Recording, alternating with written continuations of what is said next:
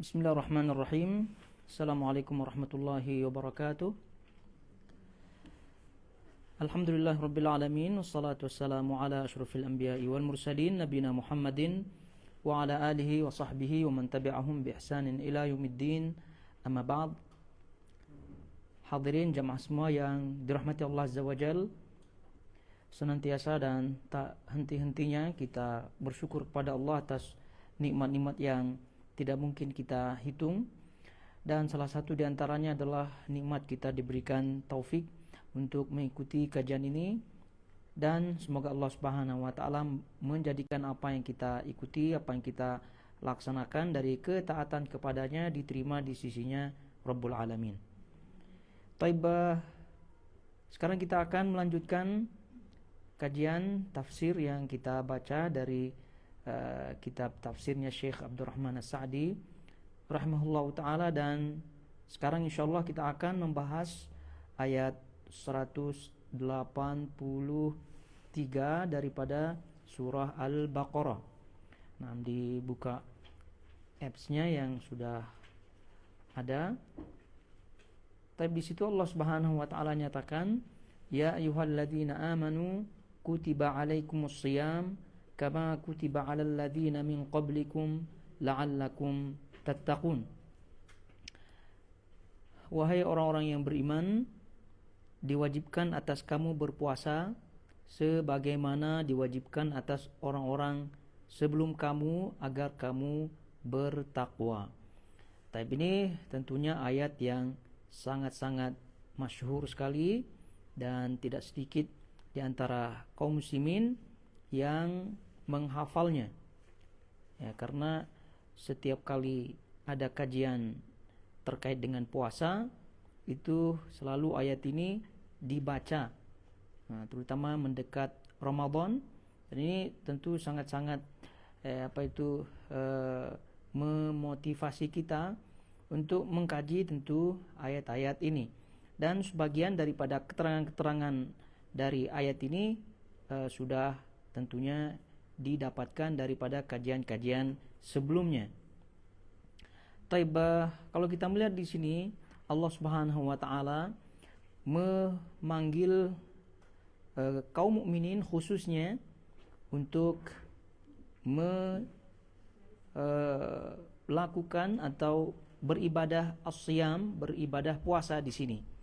Allah Subhanahu wa taala berfirman, ya ayyuhalladzina amanu, dan ini sebagaimana keterangan sebelumnya bahwa an-nida bil iman, panggilan dengan nisbat kepada keimanan, ini adalah panggilan yang memiliki berbagai macam makna atau faidah, dan itu yang diterangkan oleh Syekh Utsaimin rahimahullahu taala dalam tafsir ayat ini. Jadi dalam tafsir ayat ini beliau menyebutkan di situ al-khitab bin nida, kata beliau rahimahullahu taala, panggilan dengan atau seruan dengan nida atau seruan iman di sini, kata beliau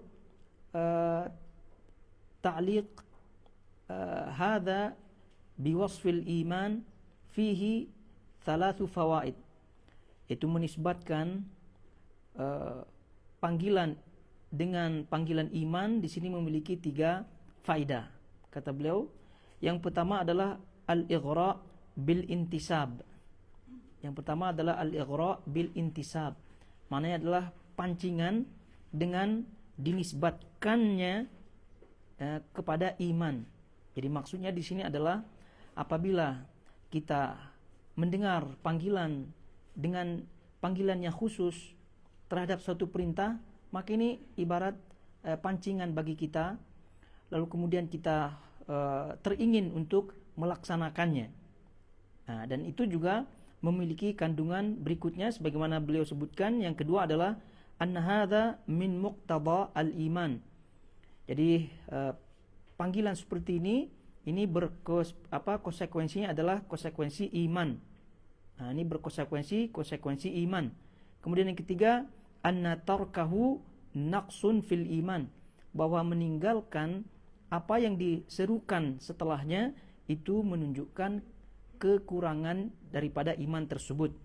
Jadi ini kata beliau rahimahullahu taala, kita ulangi, seruan dengan penyebutan iman sebagaimana yang sering kita baca dalam ayat-ayat dan tidak hanya dalam ayat ini saja, ya ayyuhalladzina amanu, itu mengandung 3 faidah kata beliau. Al-ighra, yaitu pancingan agar kita ingin termotivasi melakukannya, karena di sini ighra-nya, pancingannya, motivasinya adalah intisab dengan iman.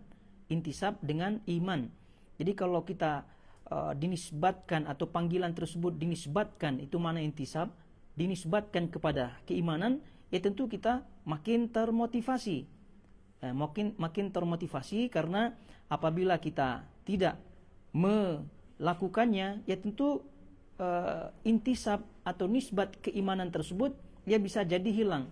Sehingga beliau menyebutkan di faedah yang kedua tadi kita baca, bahwa an-nida bil iman, seruan dengan keimanan, ini menunjukkan konsekuensi keimanan itu, konsekuensinya.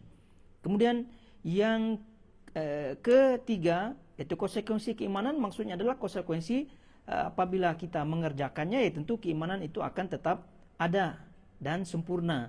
Dan yang ketiga tadi kita sebutkan bahwa meninggalkan apa yang diserukan oleh seruan iman tersebut menunjukkan kekurangan iman, dan bahkan bisa juga menunjukkan hilangnya, lenyapnya iman pada seseorang.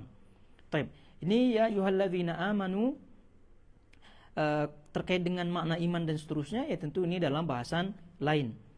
Kemudian panggilan terhadap atau an-nida, seruan, ya, seruan dengan menggunakan iman juga yang pernah kita dapatkan keterangannya menunjukkan apa yang ada setelahnya, atau seruan yang ada setelahnya itu menunjukkan seruan atau boleh disebut syariat yang sangat-sangat penting sekali.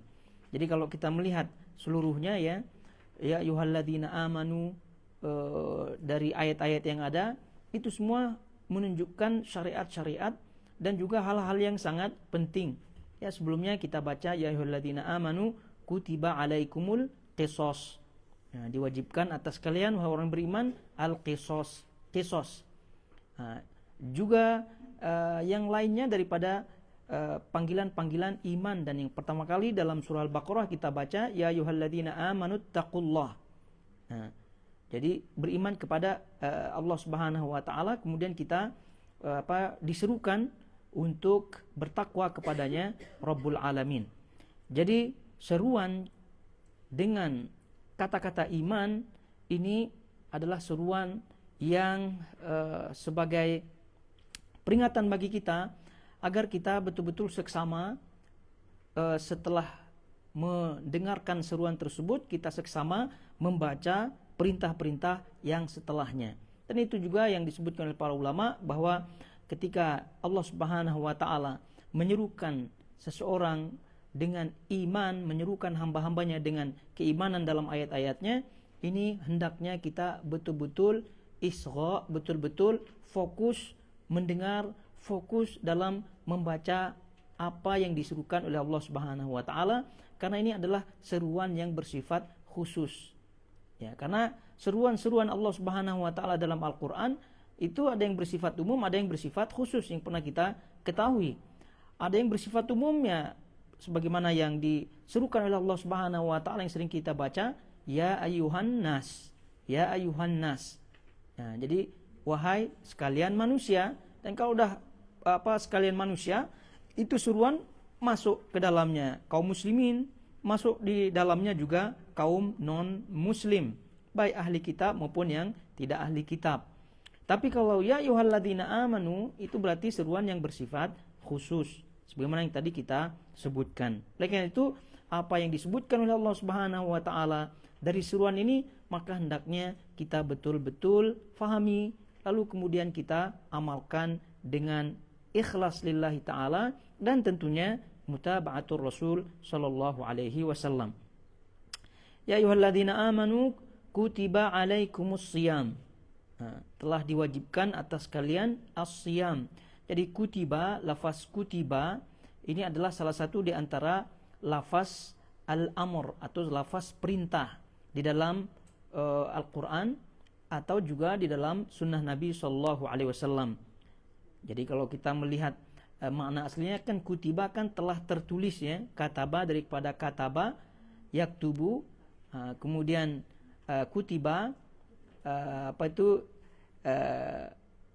dimaknakan, diwajibkan, dan ini sebagai makna perintah atau lafaz-lafaz yang bermakna perintah. Jadi di antara lafaz-lafaz yang bermakna perintah ya tentu banyak ya, langsung disebutkan, diperintahkan atau langsung disebutkan dalam bentuk fi'il amr, dalam bentuk kata kerja perintah, seperti aqimis shalah wa atuz zakah. Aqimis shalah itu kan bentuk kata perintah, fi'il amr, aqim. Kemudian aqimis shalah wa atuz zakah, dan tunaikan zakat. Ini semua adalah bentuk perintah namun memakai fi'il amr. Tapi di sini tidak memakai fi'il amr, tapi ini sudah disebutkan tadi sebagai bentuk perintah juga. Ini salah satu di antara lafaz-lafaz perintah di dalam syariat. Ya ayyuhalladzina amanu kutiba alaikumus shiyam, diwajibkan atas kalian as-shiyam, puasa. Ya tentu puasa di sini bersifat umum ya, bersifat umum. Oleh karena itu disebutkan kama kutiba alal ladzina min qablikum la'allakum tattaqun, sebagaimana halnya telah diwajibkan atas umat sebelum kalian. Maka kalau kita melihat di sini ayat ini, shiyam yang dimaksud di sini adalah shiyam yang bersifat umum. Ya, artinya bersifat umum sebagaimana yang telah diwajibkan terhadap umat-umat kaum-kaum sebelum kita. Karena kaum-kaum sebelum kita, sebelum Nabi Muhammad SAW diutus, itu mereka juga berpuasa. Ya, orang-orang jahiliyah juga sebagaimana yang disebutkan dalam hadis yang sahih, itu juga berpuasa. Terbukti mereka juga berpuasa Asyura. Yahudi juga berpuasa Asyura. Dan kita pun berpuasa Asyura. Jadi puasa dari sisi ini, maka ini bersifat umum. Namun ayat-ayat setelahnya ya tentu menunjukkan rinciannya, bahwa memang asal puasa itu diwajibkan oleh Allah Subhanahu wa taala pada umat-umat sebelum kita, Yahudi, Nasrani, bahkan orang-orang jahiliyah tadi disebutkan juga berpuasa, namun tentu detail cara-caranya tidak sama.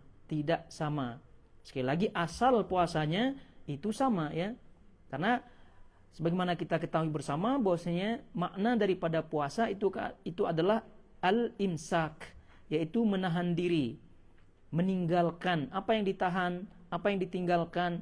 Ya tentu yang ditahan di sini atau yang ditinggalkan di sini adalah segala hal-hal yang merusak puasa atau yang membatalkan puasa dari waktu-waktu tertentu,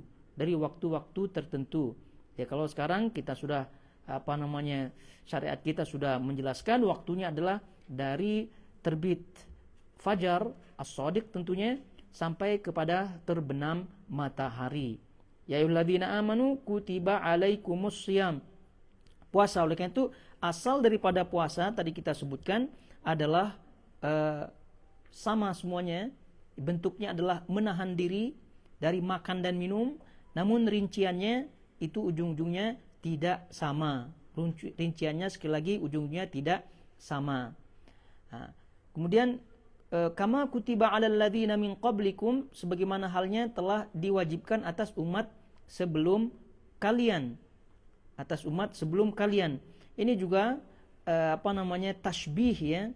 Perumpamaan seperti ini ya tentu perumpamaan tidak secara hakiki, karena Nabi SAW sebagaimana kita ketahui bersama bahwa beliau suka untuk menyelisihi Yahudi dan Nasrani. Jadi karena itu bahkan beliau menyebutkan man tasyabbaha biqaumin fahuwa minhum. Barang siapa yang menyerupai suatu kaum, maka dia termasuk kaum tersebut. Jadi sering juga Nabi SAW menyebutkan khalifu al-Yahud, selisihilah orang Yahudi.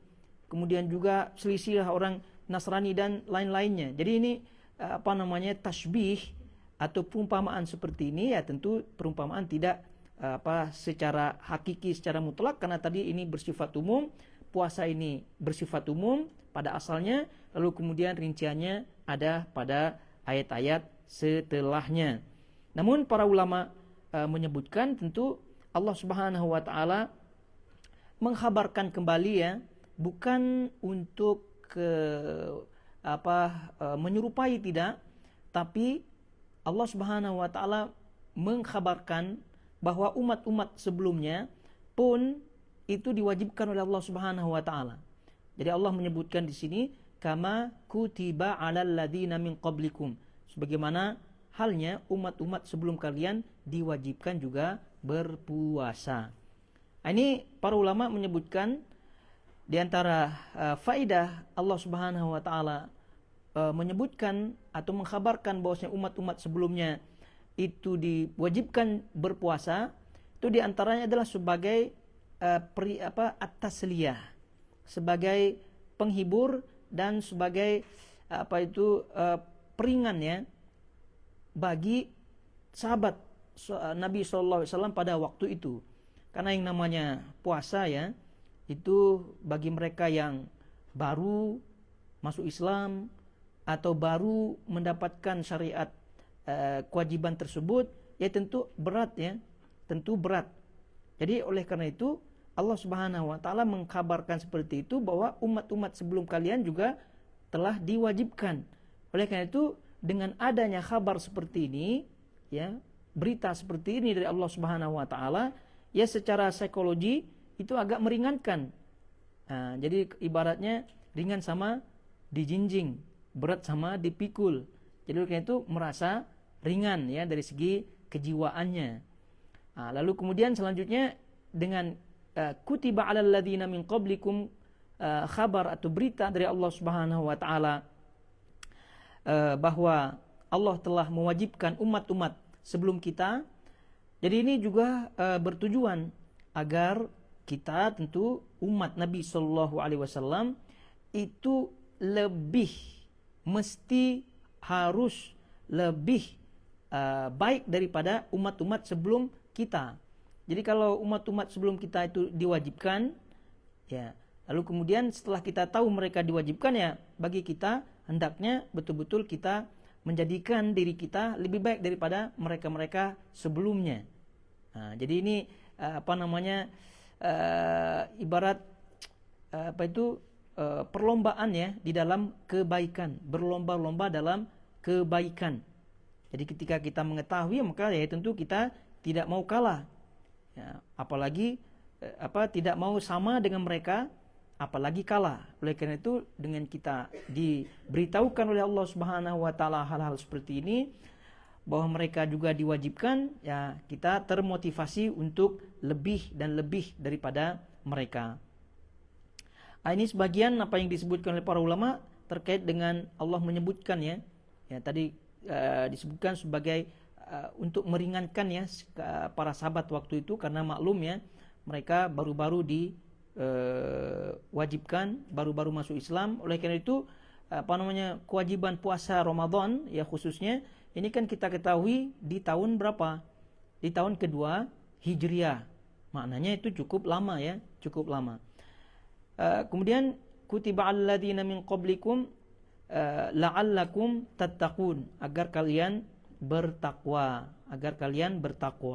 ya tentu takwa bermakna yang sempurna, meninggalkan segala larangan Allah Subhanahu wa taala dan juga mengerjakan segala perintahnya. Nah, ini makna takwa juga yang kita ketahui bersama, yang masyhur daripada ucapan Talq bin Habib rahimahullahu taala. Jadi beliau menyebutkan takwa itu adalah anta'mala bi ta'atillah ala nurin minallah. Kamu mengamalkan ketaatan, beramal soleh atas dasar nur, cahaya dari Allah Subhanahu wa taala, tarju thawaballah, yang kamu harapkan darinya pahala dari Allah Subhanahu wa taala. Kemudian wa anta turuka maksiatallah, kamu meninggalkan maksiat tidak melanggar syariat Allah Subhanahu wa taala, juga atas dasar ala nurin minallah, atas dasar cahaya dari Allah Subhanahu wa taala, takhaf iqaballah, dalam rangka takut atas siksa daripada Allah Subhanahu wa taala. Ini juga nilai-nilai takwa secara keseluruhan ada pada puasa itu, sehingga para ulama menyebutkan bahwasanya puasa ini sangat-sangat berfaedah sekali, baik bagi pribadi maupun bagi masyarakat. Dan ini sudah terbukti tentunya untuk meredam hawa nafsu saja ya terkait wanita dan juga hawa nafsu yang lainnya. Ini puasa sangat-sangat mujarab, sangat-sangat mujarab. Ya, contoh dalam hadis yang masyhur kita pernah sering mendengar juga ya, Nabi SAW atau hadis Nabi SAW menyebutkan, ya ma'syara asy-syabab, wahai sekalian pemuda, man istata'a minkum alba'ah falyatazawwaj. Jadi barang siapa yang mampu di antara kalian untuk menikah, maka hendaknya barang siapa di antara kalian yang mampu menikah, hendaknya menikah. Nah, kenapa menikah dianjurkan ya? Karena kata Nabi SAW, fa'innahu aghad lil basar, karena lebih menundukkan pandangan, bisa mengontrol pandangan. Karena yang namanya pandangan kan itu adalah sahmun min siham al iblis, panah-panah iblis tentunya, dari mulai pandangan, kemudian jatuh ke hati, kemudian niat dan seterusnya. Kemudian juga kata Nabi SAW, wa ahsan lil farji, dan lebih selamat untuk kemaluan. Itu nikah tentu solusinya. Tapi kalau tidak bisa, tidak mampu menikah, ya maka solusinya kata Nabi SAW, fa'alaikum bi as-siyam, hendaknya kalian berpuasa. Fa'inna lahu wija, karena itu bentuk sebagai perisai, penghalang baginya dari jatuh terhadap maksiat-maksiat daripada hawa nafsu tersebut. Jadi ini salah satu di antara faedahnya tadi kita sebutkan, sangat-sangat berfaedah bagi pribadi, mengekang hawa nafsu, juga selanjutnya masyarakat. Karena yang namanya ibadah puasa, kalau kita melihat ya, itu sangat-sangat bagus untuk pengontrol. Ya, karena yang namanya puasa adalah ibadah sir ya, ibadah sir. Tidak seperti ibadah-ibadah lainnya. Salat nampak, zakat juga kelihatan, haji apalagi ya, bahkan kalau tidak dipanggil Pak Haji dia tidak noleh-noleh. Itu menunjukkan zohirnya amaliyah tersebut ya. Tapi kalau puasa ya, mana tahu, siapa yang tahu kita puasa ya, bahkan keluarga kita hanya tahu kita sahur saja ya. Adapun setelahnya wallahu a'lam, apakah kita minum tidak gitu kan, dan seterusnya. Ini adalah bentuk sir. Jadi kalau udah bentuk sir, maknanya muraqabatullah, merasa diawasi oleh Allah Subhanahu wa taala, itu kan selalu ada. Jadi dia takut berbuka puasa, membatalkan puasa, karena dia yakin Allah melihatnya. Nah, ini norma-norma seperti ini ya, apabila ada pada pribadi dan masyarakat, ya tentu akan masyarakat tersebut akan aman, tentram, sejahtera. Ini diantara sedikitnya yang disebutkan oleh para ulama terkait dengan faedah daripada atau hikmah daripada puasa. Lalu kemudian kalau kita melihat terkait dengan puasa ini secara singkat ya, bahwa puasa yang dijelaskan oleh para ulama itu tentu ada memiliki 3 fase ya, 3 tahapan. 3 tahapan, yaitu disyariatkan atau diwajibkannya puasa Ramadan itu memiliki 3 tahapan. Karena tadi kita sebutkan ya, ayat ini kan bersifat umum. As-siyam yang disebutkan di sini adalah bersifat umum, bahwasanya syariat puasa itu tidak hanya diwajibkan atas umat Nabi SAW saja, namun syariat puasa juga diwajibkan atas umat-umat sebelum kita. Tapi rinciannya bagaimana kan tidak disebutkan di sini. Tapi ayat-ayat setelahnya ya tentu menyebutkannya. Maka dari situ diketahui, sebagaimana keterangan para ulama, ada 3 tahapan ya dalam syariat puasa ini atau kewajiban syariat puasa ini. Ada 3 tahapan. Tahapan yang pertama, al-marhalatul ula, fase atau tahapan yang pertama adalah at-takhir baina as-shaum wal iftar ma'a it'am miskin ala kulli yaumin an kulli yaumin. Jadi yang pertama adalah at-takhir, diberikan pilihan antara berpuasa atau tidak. Jadi kalau tidak, maka diwajibkan memberi makan seorang miskin setiap hari. Nah, ini yang pertama. Kemudian yang kedua adalah al-marhalah ats-tsaniyah adalah al-iltizam ilzamul mustati' bis-shaum wa raf'u at-takhir. Nah, ini yang kedua adalah diwajibkan berpuasa bagi orang yang mampu dan tidak ada lagi pilihan.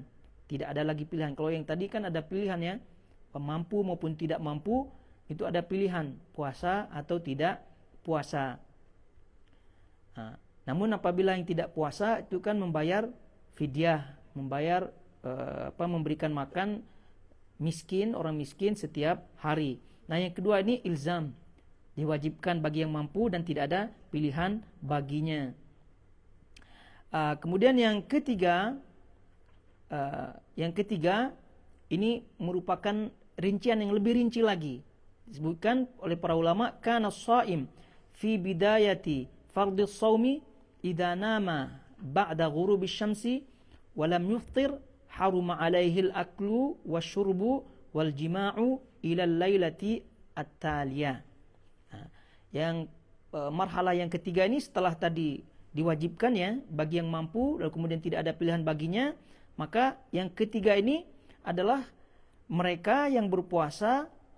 Ya, ini tentu dalam awal-awal puasa ya, mereka yang berpuasa apabila tertidur atau apabila tidur setelah terbenam matahari lalu kemudian dia belum berbuka puasa, maka dia tidak boleh atau haram baginya, tidak boleh baginya makan, tidak boleh baginya minum, tidak boleh baginya jima sampai malam berikutnya. Dan ini tentu marhalah yang ketiga ini itu dimansuh ya, sudah dihapus hukumnya dengan Allah Subhanahu wa taala menurunkan ayat Al-Baqarah juga ayat 187 ya, uhilla lakum lailatas syiyam ar-rafathu ila nisaikum. Nah, jadi dihalalkan bagi kalian pada malam bulan puasa, pada hari malam bulan puasa itu jima dengan istri-istri kalian dan seterusnya. Nah, ini di antara tingkat marahil atau fase-fase daripada puasa. Kita ulangi, pilihan ya, puasa atau tidak. Kalau tidak, berikan fidyah. Kemudian yang kedua adalah diwajibkan ya tanpa ada pilihan bagi yang mampu tentunya. Kemudian yang ketiga diwajibkan sampai terbenam matahari, namun apabila tertidur atau tidur maka dia lanjut puasanya. Jadi misalnya dia tidur maghrib ya, gitu, terbenam matahari dia bangun mau sholat maghrib, mau dekat isya lah. Nah, itu udah tidak bisa lagi berbuka, jadi langsung lanjut puasanya. Maka tidak boleh minum, tidak boleh makan, dan semuanya yang membatalkan puasa dia harus menjaga, dan itu sebagai pantangannya. Nah, namun setelahnya maka Allah Subhanahu wa taala pun membolehkan. Nah, perlu juga diketahui bahwa tadi kita sebutkan puasa secara umum kan disyariatkan ya oleh Allah Subhanahu wa taala baik ahli kitab Yahudi dan Nasrani, bahkan jahiliyah, orang-orang jahiliyah. Nah, orang-orang jahiliyah ini pun berpuasa, dan itu yang disebut oleh Aisyah radhiyallahu taala anha, kana yaumu Asyura. Ini hadis riwayat Bukhari Muslim. Kana yaumu Asyura yauman tasumuhu Quraisy fil jahiliyah. Hari Asyura adalah hari yang Quraisy itu puasa ya di zaman jahiliyah. Jadi mereka berpuasa, orang-orang Quraisy di zaman jahiliyah berpuasa yaum hari Asyura. Wa kana Nabi sallallahu alaihi wasallam yasumuhu.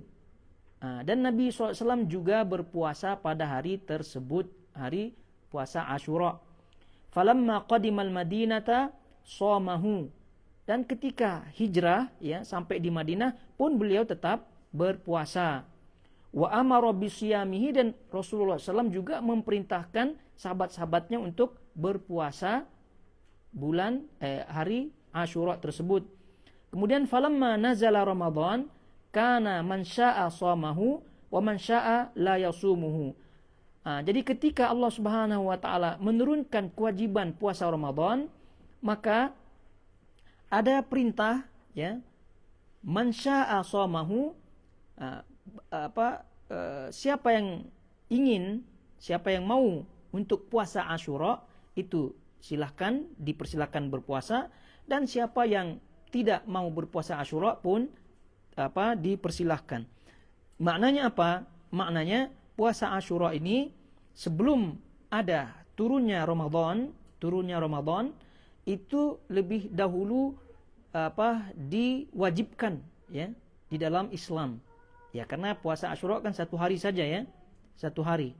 Nah, sebelum fase yang 3 tadi kita sebutkan, itu kalau boleh disebutkan juga ini fase yang pertama kali itu diwajibkannya puasa Asyura. Nah, baru setelah itu 3 fase yang tadi kita sebutkan. Karena Aisyah radhiyallahu taala anha ini mengkhabarkan kepada kita bahwa Nabi sallallahu alaihi wasallam itu berpuasa Asyura di Mekah ya, di Mekah. Kemudian setelah hijrah sampai di Madinah, beliau pun juga berpuasa. Tidak hanya itu, Rasulullah SAW juga memerintahkan sahabat-sahabatnya untuk berpuasa. Nah, di sini difahami oleh para ulama, Rasulullah SAW memerintahkan sahabat-sahabatnya untuk berpuasa Asyura, itu menunjukkan kewajiban puasa Asyura. Tapi setelah Ramadan diwajibkan, maka puasa Asyura ini diberikan pilihan ya. Siapa yang mau silakan, siapa yang tidak mau pun tak masalah, tanpa ada konsekuensi. Namun sunnahnya puasa Asyura ya tetap tentunya ya, hadis yang masyhur sekali bahwasanya Asyura itu adalah menunjukkan bahwa kita lebih berhak daripada Musa, daripada orang-orang Yahudi. Nah, ini menunjukkan puasa Asyura itu tetap disunahkan, namun kewajibannya setelah Ramadan itu kewajiban puasa Asyura tidak lagi diwajibkan. Nah, baru setelahnya ada fase yang 3 tadi kita sebutkan. Dipilih ya, pilihan. Ya, kenapa di fase yang pertama disebutkan memilih? Ya, karena sebagaimana keterangan para ulama, dimaklumi bahwasanya pada waktu itu para sahabat itu kan masih baru-baru ya, sehingga yang namanya puasa ini kan tidak seperti kewajiban-kewajiban yang lainnya. Jadi oleh karena itu di tahun kedua Hijriah barulah diwajibkan puasa. Dan di tahun itu pula perang Badar. Dan alhamdulillah Allah memenangkan kaum muslimin, Rasulullah SAW dan para sahabatnya pada waktu itu. Jadi intinya sangat-sangat masuk akal, dan ini menunjukkan hikmah dari Allah Subhanahu wa taala. Fase yang pertama setelah diturunkannya diturunkannya kewajiban berpuasa, ini adalah pilihan. Namun ada konsekuensinya. Bagi yang tidak, itu diberikan harus membayar fidyah. Lalu kemudian fase yang kedua yang tadi kita sebutkan, dan seterusnya yang ketiga. Adapun Rasulullah sallallahu alaihi wasallam sejak tahun yang kedua Hijriah sampai meninggalnya beliau, itu beliau disebutkan oleh para ulama dalam sejarahnya, Nabi sallallahu alaihi wasallam berpuasa 9 Ramadan, 9 kali Ramadan. Beliau berpuasa 9 kali Ramadan. Taib, ini dia kalau kita melihat kembali kepada ayat 183, Dan kita baca keterangan daripada Syekh As-Sa'di rahimahullahu taala, dan silahkan diikuti, kita baca ya. Di situ disebutkan tafsir ayat, Allah mengabarkan tentang segala yang Dia karuniakan kepada hamba-hambanya dengan cara mewajibkan atas mereka berpuasa, sebagaimana Allah telah mewajibkan puasa itu atas umat-umat terdahulu, karena puasa itu termasuk di antara syariat dan perintah yang mengandung kemaslahatan bagi makhluk di setiap zaman. Berpuasa juga menambah semangat bagi umat ini, yaitu dengan berlomba-lomba dengan umat lain dalam menyempurnakan amal perbuatan dan bersegera menuju kepada kebiasaan-kebiasaan yang baik. Dan puasa itu juga bukanlah suatu perkara sulit yang khusus bagi kalian. Nah, ini apa yang kita baca ini dengan keterangan tadi kita sebutkan sebelumnya, ini insyaallah akan lebih difahami ya. Beliau menyebutkan puasa ini banyak hikmahnya ya, baik pribadi maupun bagi masyarakat. Juga puasa ini dengan disebutkannya bahwa Allah Subhanahu wa taala mewajibkan kepada umat-umat sebelum kita, ini kita ada rasa termotivasi untuk berlomba-lomba lebih baik lagi ya dengan umat-umat sebelumnya. Dan juga tadi pernah kita sebutkan di antara hikmahnya juga, ini dulu di awal-awal masa sahabat Nabi SAW itu sebagai tentu untuk meringankan mereka ya. Tadi kita sebutkan ringan sama dijinjing, berat sama dipikul. Dan juga terkait dengan puasa itu, ini yang pernah juga sering kita sebutkan, ini adalah ibadah yang sangat-sangat luar biasa. Sangat-sangat luar biasa faedahnya tadi dari sisi pribadi maupun masyarakat. Atau pribadi saja kalau kita melihat kesehatan kita dapat ya, pahala kita dapat apabila tentu ikhlas ya. Ikhlas lillahi ta'ala.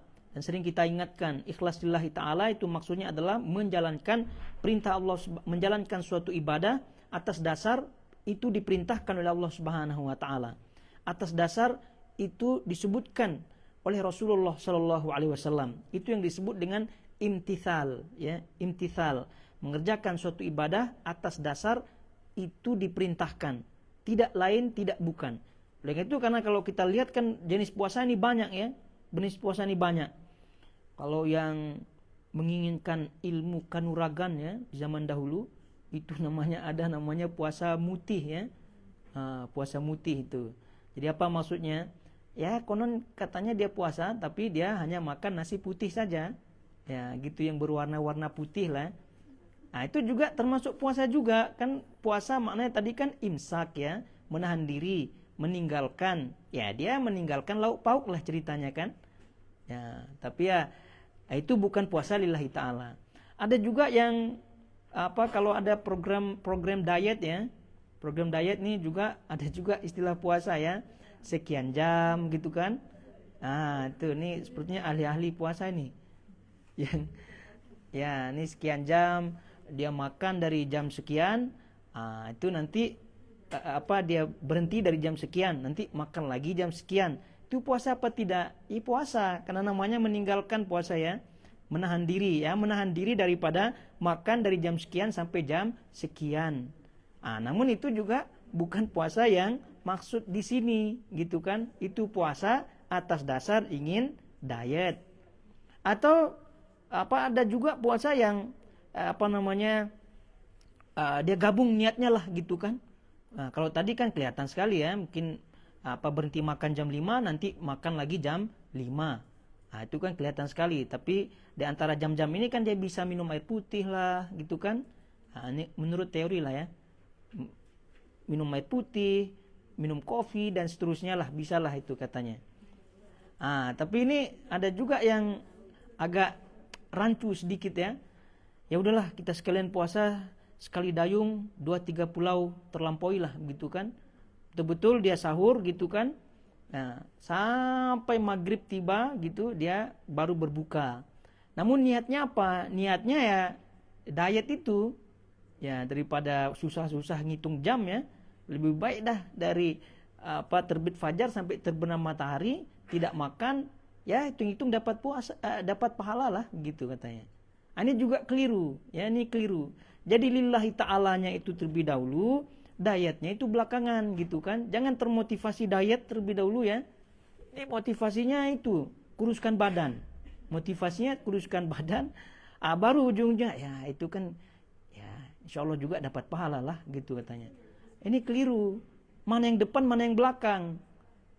Gitu. Jadi lillahi ta'alanya itu yang didepankan gitu kan. Lalu kurus badannya itu kemudian gitu. Kok dapat kurus badan alhamdulillah, kalau tidak ya jangan salahkan siapa-siapa.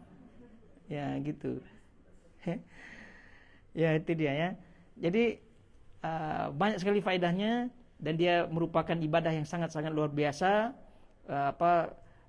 Nabi SAW sendiri menyebutkan ketika menganjurkan sahabat untuk beribadah, maka Nabi SAW menyebutkan alaika bisyam, hendaknya kamu berpuasa, fa innahu la idla lahu, karena puasa ini tidak ada ibadah yang menandinginya. Ini kata Nabi SAW. Ini menunjukkan bahwasanya keutamaannya luar biasa, di samping keutamaan yang lain yang disebutkan oleh beliau Shallallahu Alaihi Wasallam dalam hadis-hadisnya yang sahih. Kembali kita ya ke apps-nya. Kemudian Allah menyebutkan hikmah disyariatkannya puasa seraya berfirman la'allakum tattaqun, agar kamu bertakwa, karena sesungguhnya puasa itu merupakan salah satu faktor penyebab ketakwaan. Karena berpuasa adalah merealisasikan perintah Allah dan menjauhi larangannya. Tadi kita sebutkan. Karena puasa ini adalah puasa yang bentuknya ibadah sir ya. Ibadah yang bentuknya sir, hanya kita yang tahu dan juga Allah Subhanahu wa taala. Maka tentu muraqabatullah, merasa selalu diawasi oleh Allah Subhanahu wa taala, itu selalu ada ketika orang itu berpuasa ya. Tentu yang lillahi taala ya. Itu selalu ada. Merasa diawasi oleh Allah. Jadi kalau sudah merasa diawasi oleh Allah, maka tentu perintah-perintahnya akan dijalankan, larangan-larangannya akan dijauhi. Maka dengan mewujudkan ini, itulah yang dimaksud dengan takwa itu sendiri. Kemudian kata beliau, dan diantara bentuk yang meliputi ketakwaan dalam puasa itu adalah bahwa orang yang berpuasa akan meninggalkan apa yang diharamkan oleh Allah, seperti makan, minum, melakukan jima, dan semacamnya yang sangat diinginkan oleh nafsunya, dengan maksud mendekatkan diri kepada Allah seraya mengharapkan pahala dalam meninggalkan hal-hal tersebut. Nah, ini merupakan bagian ketakwaan sebagaimana tadi kita sebutkan. Ibadah puasa adalah ibadah sir. Oleh karena itu sangat-sangat berpotensi untuk seorang itu mewujudkan takwa, karena selalu merasa diawasi oleh Allah Subhanahu wa taala. Di antaranya juga adalah bahwasanya orang yang berpuasa itu melatih dirinya untuk selalu merasa diawasi oleh Allah, tadi kita sebutkan. Maka dia meninggalkan apa yang diinginkan oleh nafsunya, padahal dia mampu melakukannya. Kemudian yang lain bahwasanya puasa itu mempersempit jalan masuk syaitan, karena syaitan itu berjalan dalam tubuh manusia seperti jalannya darah, sebagaimana yang disebutkan oleh Nabi Shallallahu Alaihi Wasallam. Syaitan itu masuk ke dalam kita ini dan berjalan seperti yang disebut di sini dalam tubuh manusia seperti jalannya darah. Maka puasa akan melemahkan pengaruhnya dan meminimkan kemaksiatan. Kemudian diantaranya juga bahwa seorang yang berpuasa biasanya akan bertambah ketaatannya, dan ketaatan itu adalah gambaran dari ketakwaan. Yang lainnya lagi adalah bahwa orang yang kaya bila merasakan susahnya kelaparan, pastilah ia menghibur kaum miskin lagi yang maksudnya tidak berada ya, tidak memiliki apapun. Dan ini pun termasuk gambaran ketawanya. Ini adalah hikmah-hikmah puasa itu sendiri tentunya ya. Dan ini memberikan kita motivasi, terkhusus Allah Subhanahu wa taala menghabarkan kepada kita puasa ini juga diwajibkan oleh Allah bagi umat-umat atau kepada umat-umat sebelum kita. Maka ini kita termotivasi untuk berlomba-lomba dalam kebaikan itu sendiri. Baik. Kemudian kita melihat ya di sini ayat berikutnya.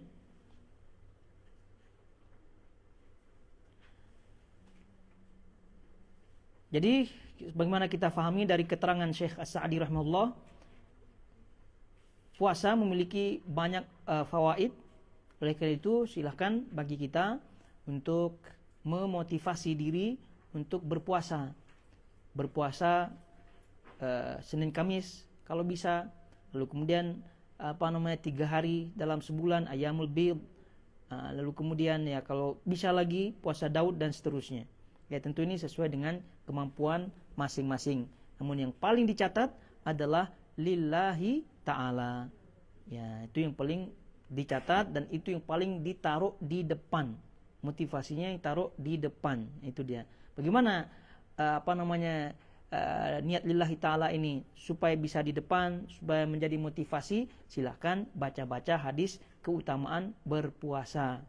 Ya, menjauhkan seseorang dari neraka, kemudian juga banyak lagi hadis-hadis yang lain, dan itu ditancapkan pada diri sehingga itu yang menjadi motivasi. Adapun faedah duniawi yang dari apa yang tadi kita sebutkan, itu kalau dapat alhamdulillah, kalau tidak pun kita billahi ta'ala akan mendapatkan pahala. Taib, kita masuk saja di ayat setelahnya ya. Ayat setelahnya disebut di situ ayat 184, ayyaman ma'dudat faman kana minkum maridan aw ala safarin fa'iddatun min ayyamin ukhra wa 'alal ladzina yutiqunahu fidyatun ta'amu miskin faman tatawwa'a khairan fahuwa khairul lah wa an tasumu khairul lakum in kuntum ta'lamun.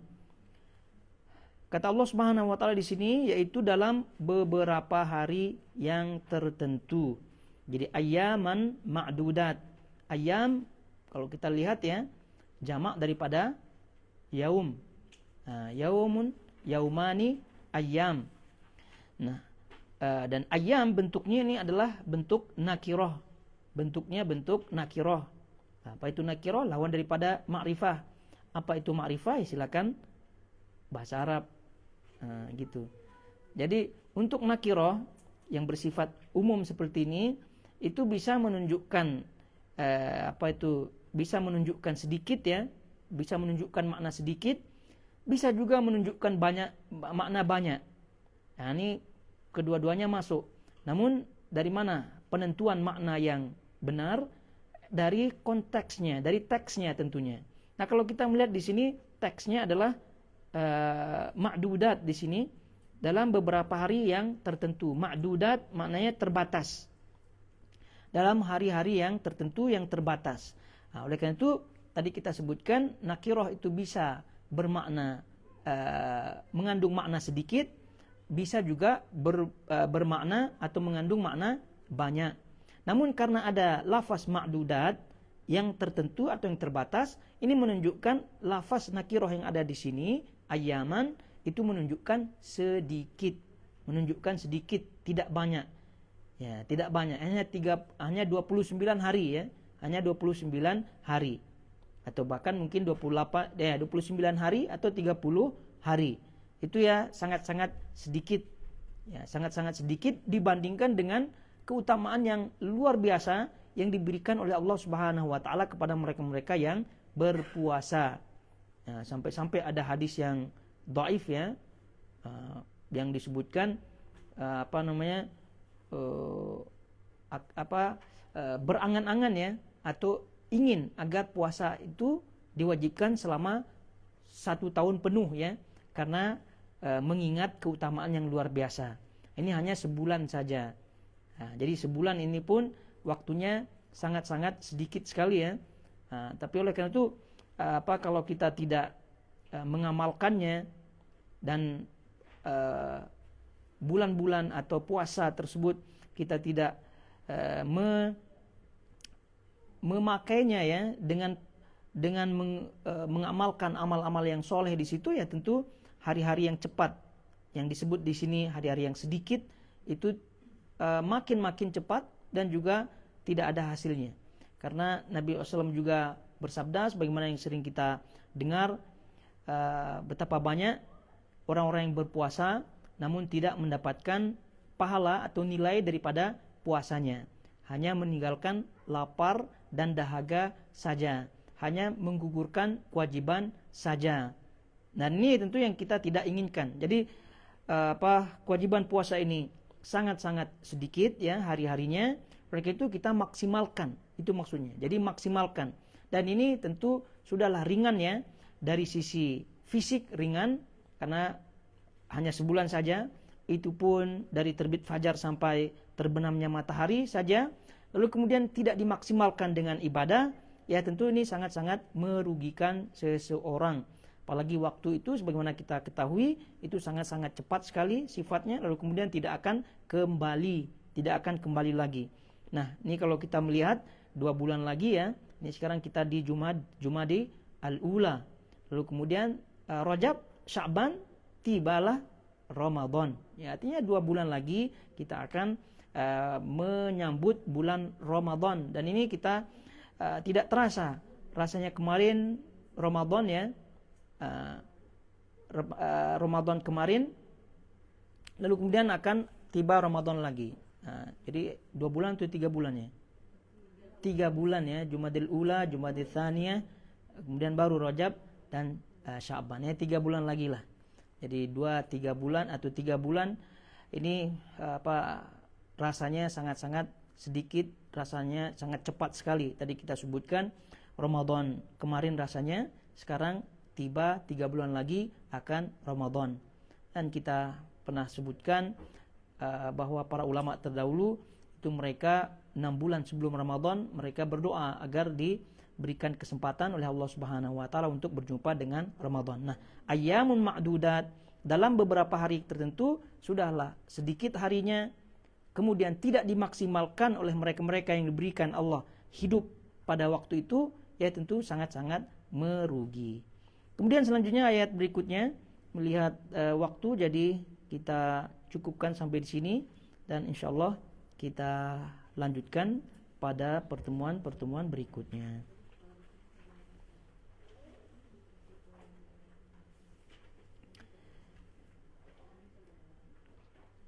Baik, silakan ada pertanyaan?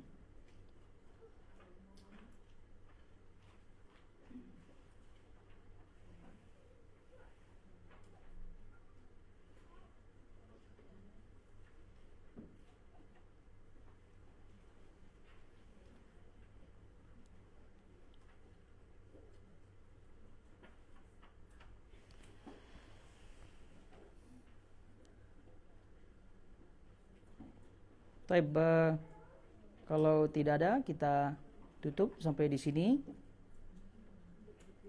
Dan terus tentunya kita nasihatkan diri kita untuk berpacu ya dalam ibadah pada Allah Subhanahu wa taala terkait dengan Al-Qur'an, ya jangan pernah tinggalkan membacanya. Kemudian sedikit demi sedikit dicoba dihafal, lalu kemudian murojaahkan, diulangi terus menerus, dan seterusnya. Tentu yang paling penting difahami kemudian diamalkan, dan semoga Allah Subhanahu wa taala memberikan kita taufiknya untuk mengamalkan hal tersebut. Tapi sampai di sini kiranya, wa sallallahu ala nabiyina Muhammad wa ala alihi wasallam. Wassalamualaikum warahmatullahi wabarakatuh.